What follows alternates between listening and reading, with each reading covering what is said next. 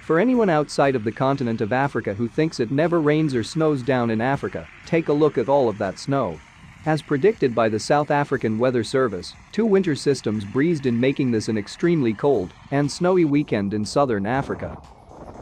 The Frisky reports that more snow fell overnight and in the early hours of this morning, with parts of the resort now measuring 15-20 centimeters of snow.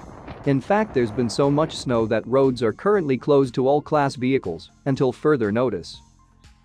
Subscribe to the channel and keep abreast of natural changes on the planet.